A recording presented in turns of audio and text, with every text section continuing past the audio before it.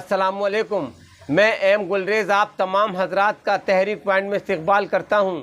नाजरीन, तहरीक पॉइंट के इस वीडियो में हम उन असबाब और वजूहात पर रोशनी डालने की कोशिश करेंगे कि जिनकी बुनियादों पर सर सैयद अहमद ख़ान अलैहिर्रहमान ने बरे सग़ीर हिंद में सिर्फ अलीगढ़ शहर को ही 24 मई 1875 को मदरसतुल उलूम मुसलमानान हिंद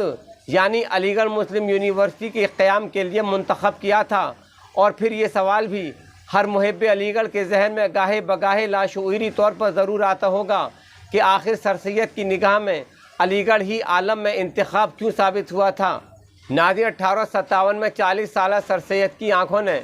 जब मुसलमानों की सतवत के परचम किले मोहल्ला की फसील पर सर निगूं होते हुए देखे थे तो तभी सर सैयद ने इस नुक्ते को अच्छी तरह से समझ लिया था कि अब मैदान जंग बज़ोर शमशीर फ़तेह नहीं किया जा सकेगा, क्योंकि जदीद उलूम के ज़रिए जंग करने के उसूलों के साथ साथ हथियारों में भी ज़बरदस्त तग़य्युर आ चुका है और रस्लो रसाइल यानी कम्युनिकेशन के बेपनाह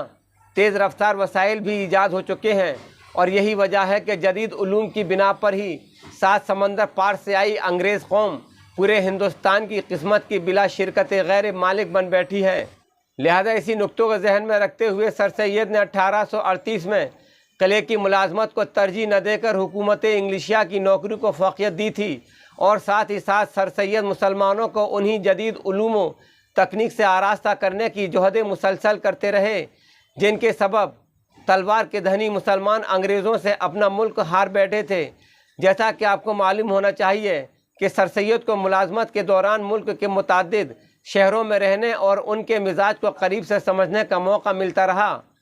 नाज़रीन, सर सैयद ने सबसे पहला गुलशन स्कूल नाम का फ़ारसी मदरसा 1859 में मुरादाबाद में खोला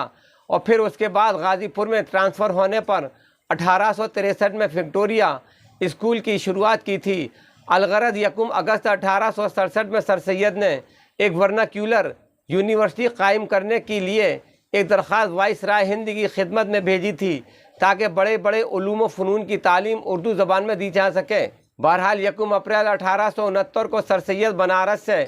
लंदन रवाना हुए और वहाँ मशहूर ज़माना ऑक्सफ़ोर्ड और कैम्ब्रिज यूनिवर्सिटीज़ का बज़ाते ख़ुद मुशाहदा करके 1 साल 5 महीने इंग्लिस्तान रहकर हिंदुस्तान वापस आ गए और फिर उसके बाद बनारस पहुंचकर अपने ओहदे का चार्ज संभालते ही मुसलमानों की तालीम के उसी मंसूबे की बुनियाद डालना शुरू कर दी थी जिसको विलायत जाने से पहले ही बांध रखा था। इसलिए 9 फरवरी 1873 को बनारस में पहली ही नशिस्त में सर सैयद ने कहा था कि वो कोई मदरसा या कोई कॉलेज नहीं बना रहे हैं बल्कि मुस्तकबिल की यूनिवर्सिटी बनाने का ख्वाब देख रहे हैं और मैं मुस्तकबिल की यूनिवर्सिटी उसी शहर में बनाऊंगा जहाँ की आबो हवा सबसे बेहतर हो। बहरहाल मदरसतुल उलूम यानी मोहम्मदन स्कूल के क़याम से मुताल्लिक़ एक अहम तरीन मसला उसकी जगह के इंतखाब करने का था। लिहाजा इस मदरसतुल उलूम के इंतखाब के लिए सर सैयद ने कमेटी खास्तगार तालीम की जानिब से 9 जुलाई 1872 में एक इश्तिहार जारी किया था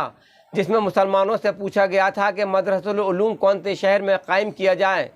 इस इश्तिहार पर मुख्तलिफ लोगों ने अपनी राय ज़ाहिर की थी, लेकिन सबसे ज़्यादा तादाद उन लोगों की थी जिन्होंने तमाम शहरों पर अलीगढ़ को तरजीह दी थी और इस तरह मुत्तफ़िक़ा तौर पर मदरसतुल उलूम कायम करने के लिए अलीगढ़ को ही हतमी तौर पर मुंतखब कर लिया गया था। और फिर उसके बाद सर सैयद ने अलीगढ़ की जोग्राफियाई कैफियत को जांचने परखने के लिए एक कमेटी तश्कील दी थी जिसमें उस वक्त के अलीगढ़ के civil surgeon R Jackson, collector Henry George Lawrence, PWD के इंजीनियर हंट के अलावा राजा जय किशन दास, मोहम्मद इनायतुल्लाह खां और मौलवी मोहम्मद यूसुफ भी शामिल थे। इस तश्कील शुदा कमेटी ने सर सैयद को अपनी रिपोर्ट में बताया था कि अलीगढ़ में ना तो बाढ़ आ सकती है और ना ही अकाल पड़ सकता है, क्योंकि नदी यहाँ से दूर है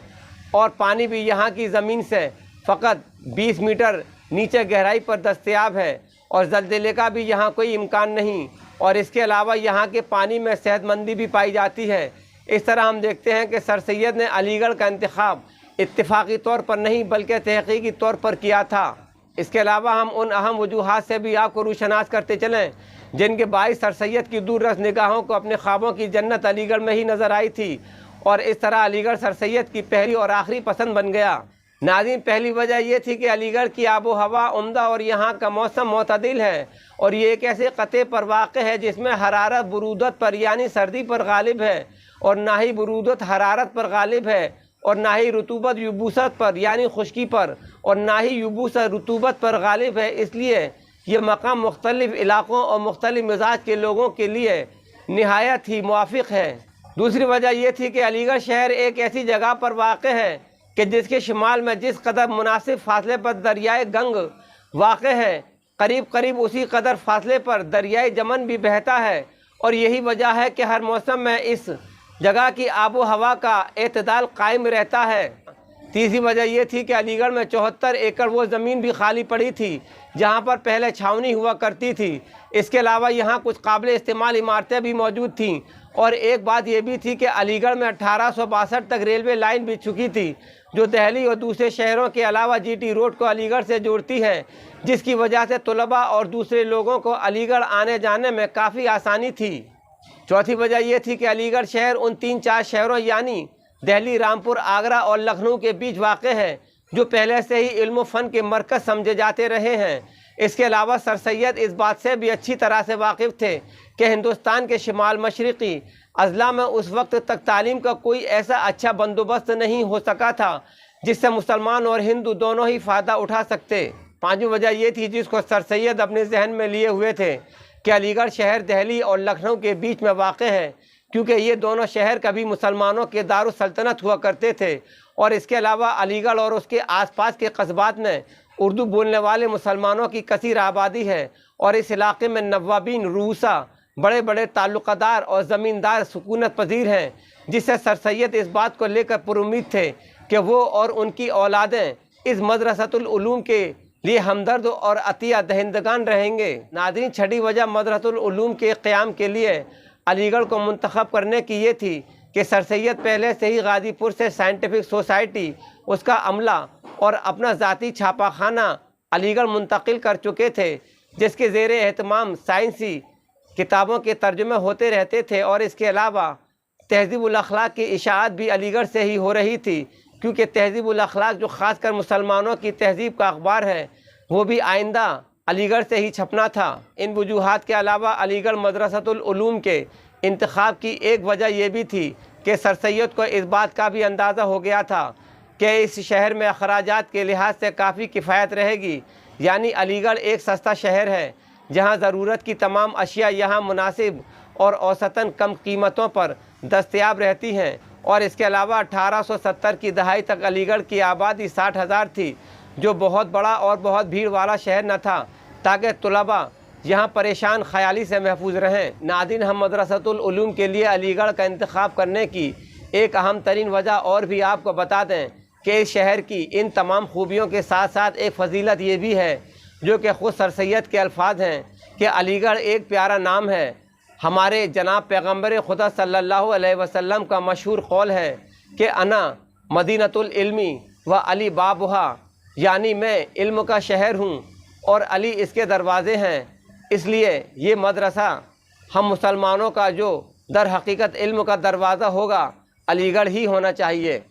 नाज़रीन, आखिर में हम यही कहना चाहेंगे कि सर सैयद ने अपने आबाई वतन दिल्ली को हमेशा के लिए अपनी कौम की खातिर खैर बात करके हज़रत अली करमल्लाहु वजह के नाम मुबारक से मंसूब इसी शहर को अपना वतन सानी बनाया था और इसी की खाक में सुबह क़यामत तक सो गए। नाज़रीन, हमें नहायत ही अफसोस के साथ कहना पड़ रहा है कि अलीगढ़ मुस्लिम यूनिवर्सिटी के अपनाए कदीम यानी ओल्ड बॉयज़ की अलीगढ़ तहरीक से तक़ाबुल शायरी की वजह से ही आज सर सैयद के ये चमन ज़ागो ज़गन का मस्कन बनता जा रहा है और इसकी बुलबुलें मसलहत की दबी चादर ओढ़े किसी मौज़े की मुंतज़िर नज़र आती हैं, जबकि नब्बाज़ मिल्लत सर अल्लामा इकबाल ने अपने शायराना अंदाज में ये कहकर मुस्तक़बिल के ख़तरात से आगाह कर दिया था कि छुपा कर आस्ती में बिजलियाँ रखी हैं गर्दू ने, अनादिल बाग के गाफिल न बैठे आशियानों में। नाज़रीन, अगर आपको तहरीक पॉइंट का ये वीडियो पसंद आया हो तो इसे लाइक करें, शेयर करें और हमारे चैनल को सब्सक्राइब करके बेल आइकन को क्लिक करें ताकि हमारे आइंदा वीडियोज़ आप तक पहुँचते रहें और कमेंट सेक्शन में अपनी राय का इजहार ज़रूर करें।